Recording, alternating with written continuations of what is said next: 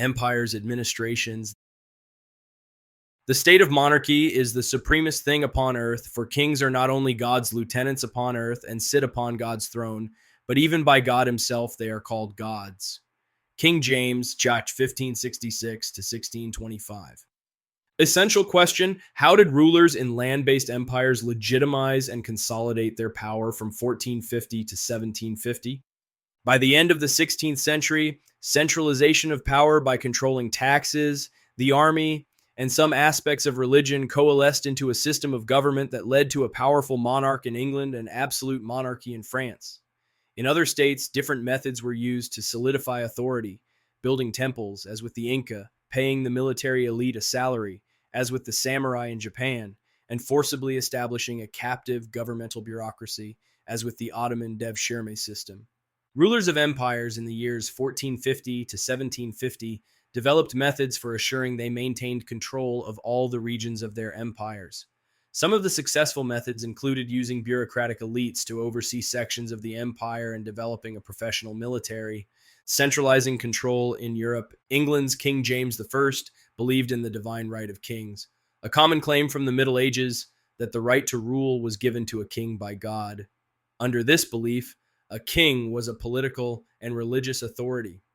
As seen in the quote above, James believed himself outside of the law and any earthly authority and saw any challenge toward him as a challenge to God. England's gentry officials. In England, the Tudors, ruled 1485 to 1603, relied on justices of the peace, officials selected by the landed gentry to swear that as justices of the peace, in all articles in the king's commission to you directed, ye shall do equal right to the poor and to the rich after your cunning wit and power and after the laws and customs of the realm and statutes thereof made according to their oath of office. In other words, their job was to maintain peace in the counties of England, even settling some legal matters, and to carry out the monarch's laws. The number and responsibilities of the justices of the peace increased through the years of Tudor rule, and they became among the most important and powerful groups in the kingdom. Under Tudor rule, the power of feudal lords weakened. Many seats in the House of Commons and Parliament were occupied by justices of the peace. The justices of the peace, as well as the Parliament, which had been established in 1265, gave legitimacy to the monarch's claim to authority. Parliament also checked the monarch's powers. In 1689, England's rulers William and Mary signed the English Bill of Rights, which assured individual civil liberties. For example, legal process was required before someone could be arrested and detained. The Bill of Rights also guaranteed protection against tyranny of the monarchy by requiring the agreement of Parliament on matters of taxation and raising an army. Absolutism in France. In contrast to developments in England, the French government became more absolute, directed by one source of power, the king, with complete authority. In the 17th and 18th centuries, Henry IV ruled 1589 to 1610, of the House of Valois, listened to his advisor Jean Bodin, who advocated the divine right of the monarchy. Building on these ideas, Louis XIII ruled 1610 to 1643, and his minister Cardinal Richelieu moved to even greater centralization of the government and development of the system of intendants. These intendants were royal officials, bureaucratic elites, sent out to the provinces to execute the orders of the central government.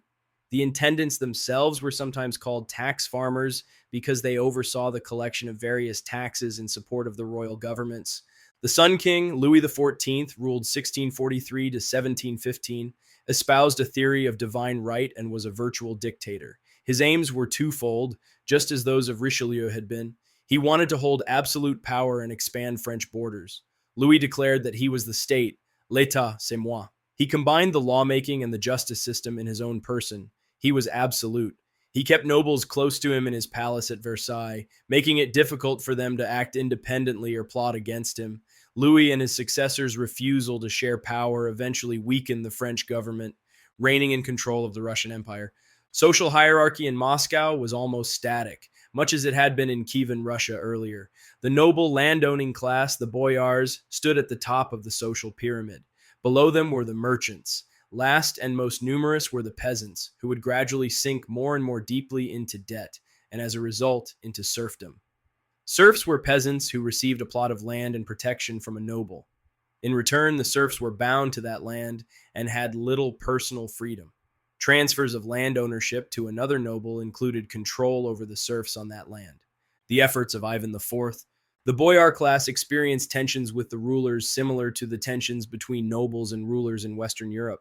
Boyars of Novgorod had opposed the expansionist policies of Ivan the Terrible, so Ivan punished them after his forces defeated Novgorod. Ivan IV confiscated the lands of his boyar opponents and forced them and their families to move to Moscow. Like Louis XIV, he wanted to keep an eye on the nobility. To further control the boyars, Ivan established a paramilitary force loyal to him called the Oprichnina. Dressed in black and traveling quickly on horseback, the members showed fierce loyalty to Ivan. They were drawn from lower-level bureaucrats and merchants to assure their loyalty to Ivan rather than to the boyars. The Oprichnina's methods would be reflected later in the development of the Russian secret police. Connect. Create a table comparing Ivan IV and Sundiata. See topic 2.4. Peter the Great.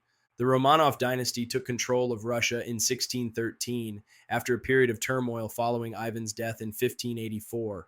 Under the autocratic control of the Romanovs, three main groups in Russia had conflicting desires and agendas. The church, bent on conserving traditional values and beliefs, the boyars, desiring to gain and hold power, and members of the Tsar's royal family. The rise to power of Peter I, also known as Peter the Great, ruled 1682 to 1725, illustrates these conflicting ambitions. First, to gain full control of the throne, Peter had to defeat his half-sister Sophia and her supporters, a boyar-led elite military corps called the Streltsy. He consolidated power by forcing Sophia into a convent. Later, the Streltsy rebelled against Peter's reign, so he temporarily disbanded them and then integrated them into Russia's regular army. Peter the Great was known as the defender of orthodoxy, participating closely in ecclesiastical affairs. However, Peter would eventually lose the support of the Russian clergy over his reforms. Later in his reign, Peter reorganized the Russian government by creating provinces, first 8 and later 50 administrative divisions. Provincial officials received a salary, replacing the old system of local officials feeding off the land, getting money through bribes, fees, and taxes. Another government reform was the creation of a Senate, a council to advise government officials when Peter was away. Centralizing control in the Ottoman Empire. To ensure their control over large areas, the Ottoman sultans used a selection system called devshirme to staff their military and their government. This system began in the late 14th century and expanded in the 15th and 16th centuries. Through this system, Christian boys who were subjects of the empire were recruited by force to serve in the Ottoman government. Boys ages 8 to 20 were taken each year from conquered Christian lands in Europe. The system of devshirme developed from an earlier system of slavery in the Ottoman Empire. In both systems, enslaved people were considered tribute owed to the empire after conquest, which was typically 1/5 of the conquered land's wealth. Since Islamic law prohibited enslavement of people of the book, Muslims and Jews, Christian boys were forcibly removed from their families, especially from Balkan territories. The Christian boys were taught various skills in politics, the arts, and the military, and received a very high level of education. The most famous group, called Janissaries, formed elite forces in the Ottoman army. Other boys were groomed to become administrators of the newly conquered territories. Some were scribes, tax collectors, and even diplomats. They were indoctrinated to be fiercely loyal to the Sultan. Some served as bodyguards. In some ways, becoming a Janissary provided a path of upward mobility in the Ottoman Empire, even though the Janissaries continued to be called slaves of the state. Some parents even wanted their sons to be recruited into the service. Centralizing control in East and South Asia. Following the collapse of the Mongol-led Yuan dynasty, the Ming ruled in China from 1368 to 1644. The Ming dynasty in China wanted to erase the influence of Mongol rulers of the Yuan dynasty. To help accomplish this goal, the Ming brought back the traditional civil service exam, improved education by establishing a national school system, and reestablished the bureaucracy, which had fallen into disuse under the Mongols. See topic 2.2. During the Qing dynasty, in the later part of Qianlong's reign, the traditionally efficient Chinese bureaucracy became corrupt, levying high taxes on the people. The Qing government used harsh military control to put down a rebellion against these developments and maintain its authority. Consolidating power in Japan. Military leaders called shoguns ruled Japan in the emperor's name from the 12th to the 15th centuries. Yet conflict between landholding aristocrats called daimyo left Japan in disarray. Each daimyo had an army of warriors known as samurai, ambition to conquer more territory, and power to rule his fiefdoms as he saw fit. The samurai were salaried, paid first in rice and later in gold, which gave them significant economic power.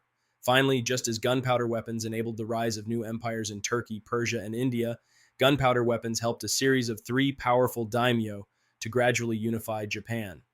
Connect. Write a paragraph connecting shogun rule with the rule of the daimyo. See topic 1.1. The first of these powerful daimyo was Oda Nobunaga. Armed with muskets purchased from Portuguese traders, Nobunaga and his samurai took over Kyoto in 1568. He then began to extend his power, forcing daimyo in the lands around Kyoto to submit. Nobunaga had unified about one-third of what is today Japan when he was assassinated in 1582. Nobunaga's successor, Toyotomi Hideyoshi, continued expanding the territory until most of what we now know as Japan was under his control. After his death in 1598, the center of power shifted to the city of Edo, Tokyo, controlled by the daimyo Tokugawa Ieyasu, ruled 1600 to 1616, who was declared shogun in 1603. His successors would continue to rule Japan into the mid-19th century in an era known as the Period of Great Peace. The Tokugawa shogunate set about reorganizing the governance of Japan in order to centralize control over what was essentially a feudal system. Japan was divided into 250 Hans, or territories, each of which was controlled by a daimyo who had his own army and was fairly independent. However, the Tokugawa government required that daimyo maintain residences both in their home territory and also in the capital. If the daimyo himself was visiting his home territory, his family had to stay in Tokyo, essentially as hostages. This kept the daimyo under the control of the shogunate, reducing them to landlords who managed the Hans rather than independent leaders. Consolidating Mughal power in South Asia. Ruling from 1556 to 1605, Akbar proved to be the most capable of the Mughal rulers. For the first 40 years of his rule, he defeated Hindu armies and extended his empire southward and westward. From his capital in Delhi, Akbar established an efficient government and a system of fairly administered laws. For example, all his people had the right to appeal to him for final judgment in any lawsuit. As Akbar's fame spread, capable men from many parts of Central Asia came to serve him. They helped Akbar create a strong, centralized government and an effective civil service. Paid government officials called zamindars were in charge of specific duties such as taxation, construction, and the water supply. Later, they were given grants of land rather than salaries, but were permitted to keep a portion of the taxes paid by local peasants, who contributed one-third of their produce to the government. The system worked well under Akbar. Under the rulers who came after him, though, the zamindars began to keep more of the taxes that they collected. With this money, they built personal armies of soldiers and civilians loyal to them. Legitimizing power through religion and art. European governments sought to legitimize the authority of the monarch through the idea of the divine right of monarchy. For more information about the divine right of monarchy, see topic 3.3. They also built impressive structures such as the Palace of Versailles in France to demonstrate their power and glory. Governments in other parts of the world followed similar patterns to consolidate and legitimize their authority. See topic 1.4 for links among religion, grand temples and pyramids, human sacrifice, and political power in the Mexican and Incan cultures. Peter and St. Petersburg. When Peter the Great seized lands on the Baltic Sea from Sweden, the conquest gave Russia its own warm water port on the Baltic, St. Petersburg. Peter moved the Russian capital from Moscow to St. Petersburg so he could keep watch on the boyars there, who were doing their required state service by working in his government. The new city became a testament to Peter's determination to have his own capital. Architects laid out streets in a rectangular grid, unlike the irregular pattern of Moscow and other cities. Peasants and Swedish prisoners of war were forced to work, draining marshes and building streets and government structures. In the mid-18th century, workers built the famous Winter Palace. It was designed in a European rather than a Byzantine style to show Peter's admiration of Europe and its rulers. Askia the Great of Songhai. Askia Muhammad I, or Askia the Great, came to power in 1493. He claimed his predecessor, Sunni Ali, was not a faithful Muslim. Like Mansa Musa of Mali, Askia the Great promoted Islam throughout his kingdom and made an elaborate pilgrimage to Mecca. Under his leadership, Songhai became the largest kingdom in its day in West Africa. Askia made Islam Songhai's official religion in an attempt to unite his empire. In addition to legitimizing his rule through promoting Islam, he also supported an efficient bureaucracy to bring the empire together. Shah Jahan. Mughal India produced a number of magnificent architectural accomplishments, including the Taj Mahal, built by Shah Jahan, ruled 1628 to 1658, as a tomb for his wife. Mughal rulers also beautified Delhi and had forts built. The craftspeople and builders of Mughal India combined the arts of Islam, calligraphy, illumination of manuscripts, and ceramics, with local arts to create magnificent airy structures with decorative geometric designs. All these accomplishments showed the power of the rulers. Ottoman architectural and artistic achievements. Tremendous changes in government and religion took place in Ottoman territory. However, the arts, the culture, and the economy showed continuities, though they now legitimized the rule of the Ottomans. Constantinople, renamed Istanbul, remained the western end of the overland Silk Roads, and the Grand Bazaar there continued to be full of foreign imports. Coffee houses, although banned by Islamic law, continued to do a thriving business throughout the towns of the empire. Istanbul grew more beautiful and expanded across both sides of the Strait of Bosporus. One famous landmark is the royal residence of the Sultan's Topkapi Palace. Mehmed II, lived 1432 to 1481, began construction on this landmark. Suleiman I, lived 1494 to 1566, ordered many mosques, forts, and other great buildings constructed in the cities under his control. For example, he ordered the construction in Istanbul of the magnificent Suleymaniye Mosque. Istanbul remained a center of arts and learning. Poets and scholars from across Asia met in coffee houses and gardens. They discussed works by Aristotle and other Greek writers, as well as the works of many Arabic scholars. Cultural contributions of the Ottomans included the restoration of some of the glorious buildings of Constantinople, most notably the Cathedral of St. Sophia, which the Ottomans turned into a grand mosque.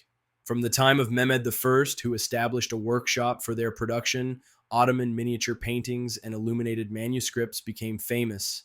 French architecture. The spacious and elegant palace at Versailles became a political instrument.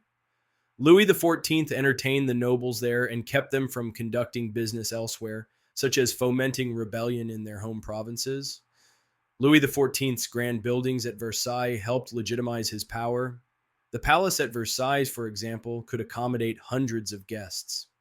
During the rule of Louis XIV, some 1,000 employees worked in the palace or on the grounds, financing empires. As in other matters of building and maintaining empires, different methods of raising money worked or fell short in different empires. In all of the world's empires, raising money to fund the goals of imperial expansion and extend state power was a key endeavor. Taxation in Russia. Peter established new industries owned by the state, especially shipyards in St. Petersburg and iron mines in the Ural Mountains. He also encouraged private industries such as metallurgy, technology of metal products, woodwork, gunpowder, leather, paper, and mining. He brought in Western European naval engineers to build ships according to Western models. When industrialization failed to bring in the revenue Peter needed for his military ventures, he raised taxes and began to compel workers to work in the shipyards, a sort of urban extension of serfdom. In 1718, the tax on land in Russia was replaced by a tax on heads, individuals, and peasants became more oppressed than ever. Ottoman and Mughal taxation. To finance an economy backed by a powerful military, the Ottomans levied taxes on the peasants and used tax farming to collect it. The tax farmers, local officials, and private tax collectors distant from the central government grew wealthy and corrupt from skimming money from the taxes in their areas, as some of the zamindars did in the Mughal Empire. Agricultural villages continued to be burdened with the upkeep of officers and troops. This burden of taxes and the military would eventually contribute to the economic decline of the empire. Tax collection in the Ming dynasty. In Ming China, as well as in the Ottoman Empire, tax collection was the responsibility of private citizens, in this case wealthy families, each seeking the collection of land taxes in their area of the countryside. Land taxes made up the bulk of the taxes collected, and the rates tended to be low.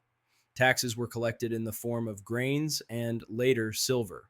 Some grains were stored in local facilities. Others were sent on the Grand Canal to military locations. The state also collected taxes on salt, wine, and other goods. For many years, the vaults stored a surplus of grains. However, after about 1580, wars, extravagant imperial spending, and the repression of rebellions left the dynasty in bankruptcy. Tributes.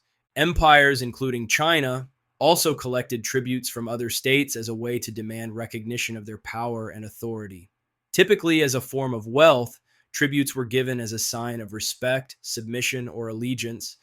For example, Korea was a tributary state for China. The Mexica had extensive tributary arrangements from the people they conquered, although most Aztec citizens, merchants, and artisans paid taxes. An Aztec official was stationed in each capital to collect tributes from local officials. The Songhai Empire also had tributary states. Askia the Great assigned governors and officials to preside over tributary states in the Niger Valley. As long as local officials obeyed Songhai policies, they could rule their districts.